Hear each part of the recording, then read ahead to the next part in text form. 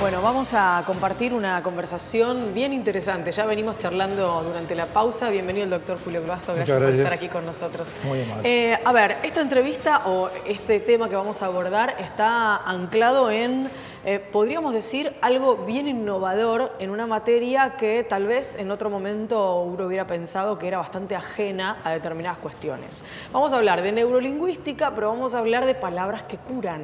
Claro. ¿Cómo empezamos a explicar esto, que ya es un libro que acaba de salir, pero que tiene además una trayectoria de algunos años en el trabajo de ustedes en el Hospital allí en Avellaneda? Esto es muy fácil. Si las palabras se enferman, por lo contrario, las palabras tienen que tener el mismo poder para lograr el efecto inverso, curar. Cualquier persona sabe, cualquier trabajador, cualquier hijo, cualquier padre sabe que las palabras latigan en él al sistema emocional. Cualquier persona lo sabe. Sí, claro. Hay palabras que me ofenden, hay palabras que me enojan, hay palabras que me agradan, hay palabras que me enferman. Estas palabras están producidas ¿en dónde? En el medio donde yo estoy metido, en el medio ambiente. Yo formo parte del medio ambiente. Yo, por ejemplo, soy parte del medio ambiente de mi esposa. Y mi esposa y mis hijos son el medio ambiente de mí. Claro. Entonces, lo que pasa en el entorno, lo que pasa en el medio ambiente, a mí me va a resonar. Yo soy la cápsula de resonancia de lo que ocurre en el medio ambiente. Digamos que parte del comienzo de poder entender esto sería pensar en tratarnos mejor o en resolver determinadas situaciones intentando que las palabras no lastimen y no enfermen. Eso como para prevenir. Ahora, cuando ya estamos en una situación en la que hay una enfermedad o hay un padecimiento o hay un dolor, ¿cómo podemos empezar a pensar en la cura a través de las palabras? Hay que entrenarse. Así como usted se entrena para hacer el decatlón o cuando usted se entrena para hacer el cruce de los Andes corriendo, usted tiene que entrenarse desde lo terapéutico. Los médicos tienen que entrenarse y adquirir las destrezas para manejar esas circunstancias. Y los pacientes, las personas, tenemos que aprender a tomar decisiones que sean inteligentes para sacarnos de encima aquello que es nocivo. Fíjese una cosita, le preguntan, en el libro nosotros decimos, le preguntan a la pulga, ¿a dónde vas? A donde el perro me lleve. No tiene voluntad, la voluntad del perro la lleva. Claro. Pero el destino de las personas, el objetivo suyo como ser humano, lo determina usted. Entonces usted tiene que saber tomar las decisiones para decir, esto que a mí me está pasando, sea lo que sea, no es bueno para mí. Claro. ¿Esto lo quiero o esto no lo quiero? Tal cual. ¿Y qué hago si tengo esta disyuntiva, no? Bien, nosotros mire lo que tenemos. Nosotros en el hospital, que es donde nosotros ejercemos inicialmente esta especialidad, nos llegan cosas que son a veces muy dramáticas. Una mujer golpeada o familiares de alcohólicos, muy habitualmente. Pero tomemos este punto de la mujer golpeada. Entonces vienen y dicen, mire doctor, yo soy víctima de la violencia de género, o relata su experiencia. Le digo, bien, nosotros nunca interpretamos nada, por lo tanto yo a usted no le puedo aconsejar lo que tiene que hacer, porque lo que yo le puedo aconsejar es bueno para mí, no necesariamente para usted. Nosotros lo que tenemos que hacer es prestar la atención consciente activa para ver qué palabras utiliza la persona. Nosotros no miramos lo intelectual nosotros miramos qué palabras usa y a partir de ahí la sintaxis, a quién borra o a quién pone sintácticamente hablando. Entonces de ahí decimos, bueno, las preguntas. ¿Usted quiere cambiar? Primera decisión. ¿Usted quiere curarse? ¿Usted cree que el 100% de los enfermos quieren curarse? Pues el 30% no. Es impresionante eso. Sí, el 30% no. Y estoy pensando en una especie de comparación que puede parecer un poco absurda, pero en un tema que es muy de hoy, que tiene que ver con la muerte de la ballena en Mar del Tuyú. ¿No? Un animal que llegó hasta esa costa, a la que llegaron después los socorristas para intentar ayudarla, pero fue a morir. Vino a morir. Tenía la decisión de morir porque después efectivamente volvió a hacer el mismo camino para morir en esa costa donde había decidido que iba a hacerlo. Digo, ¿no? Esto puede parecer absurdo, ¿no? Porque los animales no tienen raciocinio, pero esto que usted dice de que un 30% de los pacientes no se quiere curar, está un poco anclado también en esta cosa menos racional que tenemos a veces, ¿no? Nosotros siempre le preguntamos, ¿usted quiere curarse? Claro. ¿Cómo sabe que quiere curarse? Claro. Y tiene que argumentar. Va a intentar ser erudito. A nosotros nos interesa saber qué palabras usa. Las palabras nunca, por ejemplo. Nunca, nadie. El universo. El otro día con una gente... Todo el mundo. El otro día yo en Facebook, yo colaboro con una entidad acá de La Plata, que es de esclerodermia. Entonces una doctora habla y dice, los hombres creen que nosotros... Entonces yo estaba en mi casa y digo, ¿qué hombres? Los que usted conoce. Claro, ¿cuáles? Porque yo tengo mi esposa y yo tengo mi hija y tengo mi nieta y yo no soy como dice usted. Entonces, ¿qué hombres? ¿Qué es lo que está pasando? Entonces usted tiene que decidir, ¿quiero o no quiero curarme?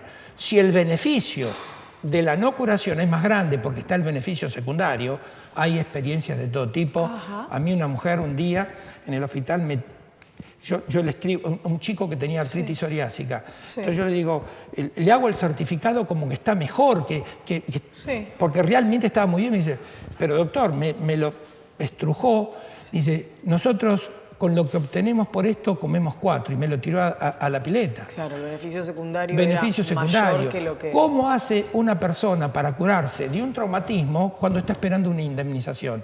Y depende de este traumatismo, es imposible. Claro, con lo cual digo, la cantidad de variables son enormes, pero siempre todo está anclado en esta cuestión de la decisión y de lo que a uno le pasa más adentro que lo físico. No le quepa la menor duda. Por eso nosotros, cuando ya promediamos la consulta, decimos, bien, vamos a describir exactamente cómo es su estado actual. Bien. Descríbalo con precisión. Y defíname exactamente cómo quiere estar. Porque el medio de estas dos páginas, el medio de estas dos opciones, es el medio donde se desarrollan las acciones que transforman una instancia en la otra.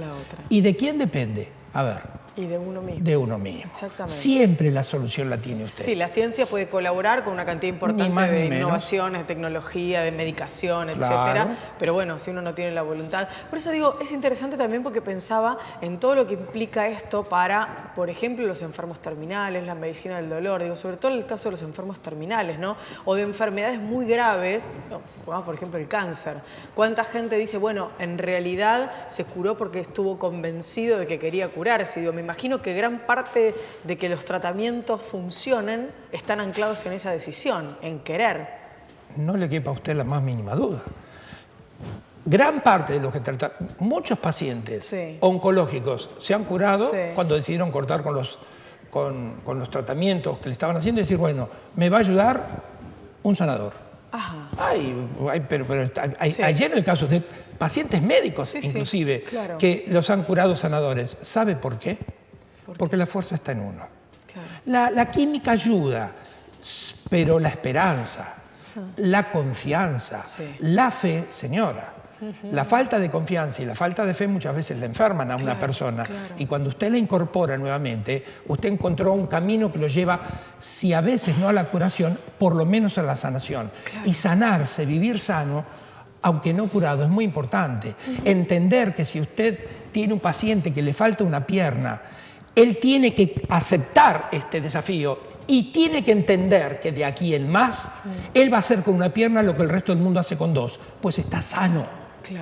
Claro. Poder entender estas cuestiones para no estar constantemente pensando en esa pierna que le falta y en todo lo que no puede hacer porque no la tiene, ¿no? Porque si pasa eso, no se va a sanar jamás y va a ser un resentido. Claro. Doctor, la verdad que es sumamente interesante todo esto. Quiero preguntarle cómo trabajan ustedes con la aplicación. Digo, usted me contaba el encuentro con los pacientes, estas consultas, las charlas, el análisis de las palabras. Cuando se empieza el tratamiento, digamos, una vez que ya tienen por lo menos ese diagnóstico hecho, incluso a partir de la propia palabra del paciente, ¿qué es lo que sigue a esto? ¿Cómo se sigue? Nosotros tenemos una primera entrevista donde pasa esto. Esto pasa en la primera entrevista. Quiere curarse, como sabe. Le dejamos que cuente la historia un poquito, porque técnicamente a nosotros la historia no nos interesa. Hay gente que tiene los 2 pies colocados en el pasado. Entonces nosotros tenemos unos círculos de papel que dice ayer, el pasado, el futuro, una F de futuro. Entonces los ponemos cerquita. Entonces hay gente que se para con los 2 pies en el pasado y viven de la historia y no pueden salir de esa instancia. Tienen formales impedimentos para hacerlo, pues mientras usted no pueda salir del pasado, no está viviendo el aquí ahora. Porque fíjese lo que nosotros teníamos, una señora, gemela univitelina, que tenían las dos mujeres un cáncer de mama. Sí. Una se fue a vivir a Australia, la otra se quedó acá. Hizo metástasis, esta señora que se quedó acá, la de Australia no, aunque debiera por haberlo hecho. Sí. Entonces, cuando yo le hago un ejercicio, señora, ponga 5 causas de beneficio de la enfermedad y ponga 5 beneficios de curarse. Los 5 beneficios de la enfermedad me los puso, de curarse ninguno. Qué curioso. Porque estaba pasando cuentas al entorno donde ella estaba. Porque yo quiero que sepan, porque lo que me hicieron, vive el pasado. Claro. No está viviendo el aquí ahora, no se da cuenta del aquí ahora. Hay enfermos que ponen un pie en un lado y ponen un pie en el otro. Entonces nosotros hacemos, a ver, si ponemos los 2 pies en el futuro, ¿qué es lo que ve? Y ve lo que hay que hacer. Ya deja de contar la historia. La historia es una construcción mental. Sí, es maravillosa, pero para contarla en un asado, digamos. Señor, acá somos un grupo de personas. Cada uno tiene su historia. ¿Qué es? Una construcción mental.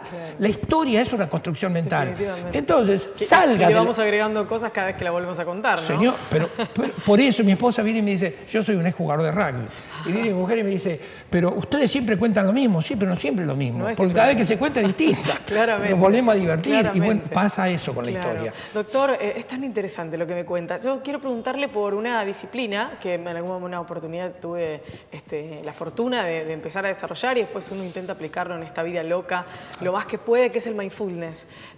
Digo, porque a veces tiene una conexión esta posibilidad de esta meditación o esta suerte de meditación científica en poder pararse en el aquí y ahora y poder entender que lo que nos está pasando ahora es esto y nada más. Digo, si estamos con la cabeza allá y acá, se nos hace un poco difícil poder vivir el presente. Es cierto. Usted, para lograr este tipo de cuestiones, usted puede recurrir a... Hay una infinidad de caminos. Hay una infinidad de caminos que la inducen a usted a que tome decisiones para cambiar el estado presente. Claro. Si su estado presente es bueno, no lo va a querer cambiar usted. ¿Por qué yo voy a cambiar esto? Claro, dice. ¿por qué lo voy a cambiar? Claro, pero si su estado presente no es bueno y usted aspira a una cosa mejor, usted puede valerse de infinitos caminos. Esto sencillamente es uno más. Bien. No es distinto a lo que puede lograr un sacerdote. No es distinto a lo que puede lograr un buen amigo, un buen esposo, un buen hijo. No es distinto, porque, a ver, gran parte de esto se sostiene en el deseo de que la cosa ocurra. Este es el punto. Y si lo llama esto o aquello, es lo mismo. No es una cuestión de nombre. Doctor, si la gente que nos está viendo quiere encontrarlos, quiere saber cómo funciona este servicio, ustedes están en el Hospital Presidente Perón en Avellaneda. Claro, seguro. ¿Y el servicio se llama Neurolingüística? Sí, señor. Así es el servicio de medicina neurolingüística. Funciona en el hospital de manera gratuita. Para quedar acorde a mis convicciones, este servicio no es rentado en ningún lado del país. Bien. O sea que acá no hay un interés de ningún tipo. Esto se hace en el hospital o no se hace en ningún lado. Doctor, muchísimas gracias. Un gran placer haberlo tenido aquí. Muy amable usted y muy generoso. Por favor.